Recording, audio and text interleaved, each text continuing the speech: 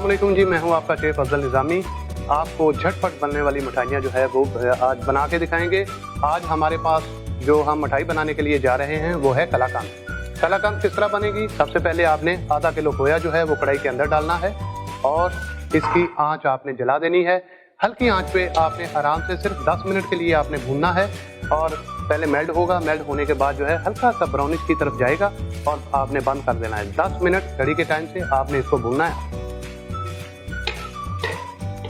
देखिए आप खोया जो है वो पहले भुरभुरा था, अब ये मेल्ट हो चुका है। 10 मिनट भूनने के बाद आपने इसको साइड पे कर देना है और साइड पे करने के बाद ज़रा सा इसको चलाइए और चलाने के बाद आपने खोए को इस तरह फैला देना है कि जल्दी से जल्दी जो है हमारा खोया ठंडा हो जाए। इलायची जो है इसको कूट लेंगे। कूटने के बाद इसके दाने जो है वो निकाल के इलायची के अरोमे के लिए, खुशबू के लिए हम कलाकंद के खोए के अंदर शामिल कर देंगे। अब इसके दाने जो हैं इलायची के वो अलग हो गए हैं, छिलके मैंने अलग कर दिए थे। अब इसको निकाल के आपने 5 इलायची के दाने इसी खोए के अंदर शामिल कर देने हैं। आपने क्या किया इसको कि आपने इसको 10 मिनट भूनने के बाद कढ़ाई को अलग रख दिया। उसके नीचे चूल्हा बिल्कुल नहीं जलना चाहिए और ठंडा होने के लिए रख दिया।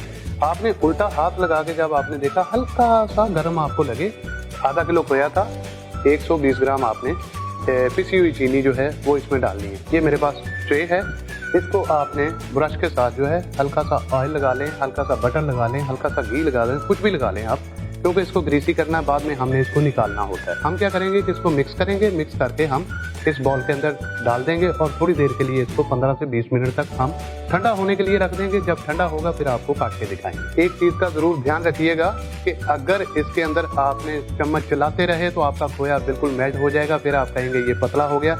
आपने इसको मिक्स करना है और मिक्स करने के बाद आपने ग्रीस की हुई ट्रे के अंदर आपने इसको इक्वल बिछा लेना। अच्छा, अब हमारी कलाकंद जो है ये ठंडी हो चुकी है, बेहतरीन हो चुकी है। आपने क्या करना है कि कोई सी भी कत्ती ले लें, खुरपी ले लें, कोई सी भी चीज़ लेके उसको हल्का सा साइड पे तेल लगा के आपने इसकी साइडें जो हैं वो छुड़वा लेनी है। ठीक है, साइडें छुड़वाने के बाद आप ऑटोमेटिकली इसको हल्का सा उठाएंगे तो ये तला जो है ये छोड़ देगी। उसके बाद आपने इसको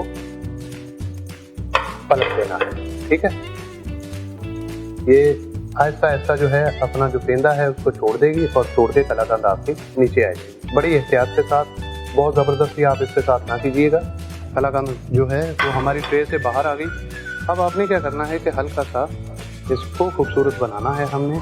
ठीक है, थोड़ा सा इसको बिठा दीजिए और आपने थोड़ा सा पिस्ता काट के, ये मैंने स्लाइस काट के इसके ऊपर जो है वो स्प्रिंगल कर देंगे, खूबसूरती के लिए, जायके के लिए, मज़े के लिए।